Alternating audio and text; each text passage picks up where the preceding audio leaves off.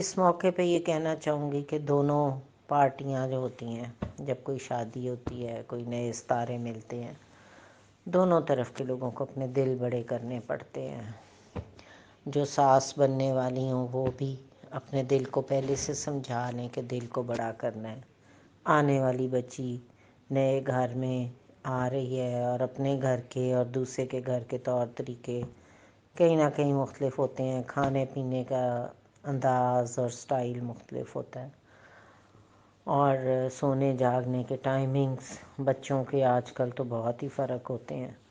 تو بس اپنا تھوڑا دل بڑا کر کے، دل کڑا کر کے، بڑا اور کڑا دونوں مضبوط بنا کے، تو بس اپنی نئی ڈیلنگ شروع کریں اور پیار کی فضا، پیار دیں۔ آپ بڑے ہیں، آپ پہلے پیار دیں تو آگے سے پیار کی فضا انشاءاللہ قائم ہو جائے گی، اور بچوں کو بریدنگ سپیس دیں، ان کی مرضیاں پوری کرنے دیں۔ یہ سوچیں کہ چلیں کوئی بات نہیں۔ میں تو ہر دفعہ یہی سوچتی تھی کہ میری بیٹی ہوتی تو میں کس حد تک اس کو چھوٹ دیتی، تو پھر میں سوچتی تھی کہ ہاں، سونے میں بھی چھوٹ دے دیتی کہ چلو بچی ہے سو لے، کھانے میں بھی جو دل کرتا ہے ٹھیک ہے۔ اس طرح کرتے کرتے خود ہی ٹیون ہو جاتا ہے انسان کہ ہر آنے والے بچے کو اپنا بچہ سمجھے، تو اس حساب سے سوچیں تو کام بہت آسان ہو جاتا ہے، اور آپس میں ایک دوسرے سے ڈیلنگ، پیار اور رشتہ بہت اچھا اور مضبوط اور پیارا بن جاتا ہے۔ کیونکہ دیکھیں، ہر وقت کی جلن کڑن اور چڑچڑاہٹ سے اور غصے کرنے سے اپنی صحت بھی خراب، دوسرے کی بھی طبیعت بھی چڑچڑی اور ماحول بھی خراب۔ تو ان سب باتوں کو ایوائڈ کرنے کے لیے جو بابا جی نے نسخہ اور ایک پیار کی ہمیں ڈوز دی ہوئی ہے، بس وہ بہترین ہے۔ پیار پیار اور پیار، اس سے آپ کو بھی سکون رہتا ہے، بچوں کو بھی سکون رہتا ہے، اور گھر کا ماحول بہترین رہتا ہے۔ تو یہ میں اب وہ باتیں بتا رہی ہوں جو میرے خود پہ میں نے پریکٹیکلی اپلائی کی ہوئی ہیں۔ اور دوسری بات یہ کہ آج جمعۃ الوداع ہے، رمضان کا آخری جمعہ، اور آج رمضان بھی خدا حافظ جمعے کے دن۔ اس کے بعد پھر زندگی کا کوئی پتہ نہیں ہوتا، اگلا سال آئے نہ آئے، ایک پل کا پتہ نہیں، اس لیے ہر لمحہ جو اپنے سامنے اپنی گرفت میں ہے وہی لمحہ ہے۔ پہلے کے لمحات تو گزر گئے،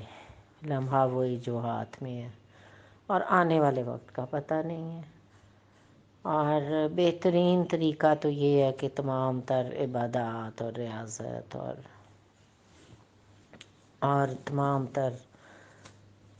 ارکان پورے کرنے کے ساتھ ساتھ پورے سال کو ہی رمضان سمجھ لیں، کہ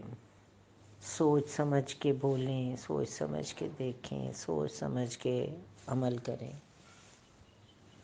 اور یہ سمجھیں کہ بس رمضان چلتا ہی جا رہا ہے، اور ہم نے اپنی تصحیح کرنی ہے، اپنے آپ کو ٹھیک کرنا ہے اور بہترین کرنا ہے، اپنے عمل بہترین کرنے ہیں۔ اس طرح کرنے سے کوئی وقت آئے گا کہ ہم اللہ کے پاس حاضر ہوں، اللہ کے پاس جائیں، تو ہم اتنے پشیمان اور شرمندہ نہ ہوں جتنے کہ ہم بے خبری میں اور اپنے آپ کی تصحیح نہ کرنے میں، اپنے آپ کو جس طرح سے لے کے اللہ کے سامنے جائیں، اس سے بہتر یہ ہے کہ ہم اس شرمندگی سے بچنے کے لیے ہر دن کو آخری دن سمجھ لیں، ہر رمضان کو آخری رمضان سمجھ لیں، اور رمضان آل اوور دا ایئر سمجھ لیں۔ اگر ہر کوئی ایسے کرے، دکاندار ایسے کریں، ملنے والے ایسے کریں، رشتہ دار ایسے کریں، بہن بھائی ایسے کریں، ہر رشتے میں اگر سمجھیں کہ ہم نے اپنے آپ کو قابو میں رکھنا ہے، تو اس سے اچھی کوئی بات نہیں ہے۔ گو کہ پریکٹیکلی ہر چیز الٹ ہوتی ہے، فروٹس، سبزیاں، ہر چیز رمضان آتے ہی مہنگی ہو جاتی ہے، کھجوروں کے دام بڑھ جاتے ہیں، اور کھانے پینے کی تمام چیزیں ایک عام آدمی کی غریب کی دسترس سے باہر ہو جاتی ہے۔ ہونا تو یہ چاہیے کہ رمضان کے مہینے میں ہر کوئی دوسرے کے لیے مارجن رکھے اور چیزیں اس طرح مہنگی نہ ہوں، ڈیلنگ اتنی مشکل نہ ہو، تاکہ غریب اور عام آدمی بھی افطاری کے وقت کچھ نہ کچھ اچھی چیز کھا سکے۔ اپنے ارد گرد نظر رکھیں، اپنے محلے میں، اپنے ہمسایوں میں، اپنے اسٹاف میں، گھر میں کام کرنے والے لوگوں کی خیال کریں، راشن کے لیے، عید کے کپڑوں کے لیے، جس کی جتنی امداد کر سکتے ہیں کر دیں۔ آپ کی زندگی اور آپ کی ہستی کسی کے کام آ جائے۔ اپنی ضرورت سے جتنا زائد ہے اس میں سے لوگوں کی مدد کر دیں۔ یقین کریں ضائع نہیں جائے گا، اس سے کئی گناہوں کے لوٹ کے آپ کے پاس ہی آئے گا، کیونکہ اللہ تعالیٰ کا وعدہ ہے، اور اس مولا کا، اس رب عظیم کا، اس بادشاہ کا، اس مالک کا، اس کرم نواز کا وعدہ کبھی خالی نہیں جاتا۔ اور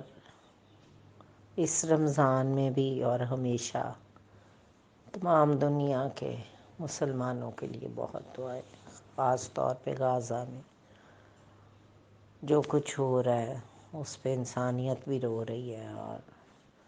دعائیں اور احتجاج ہر جگہ چل رہے ہیں۔ اللہ تعالیٰ قبول کرے، ہم گناہ گاروں کی بھی دعائیں قبول کرے، اور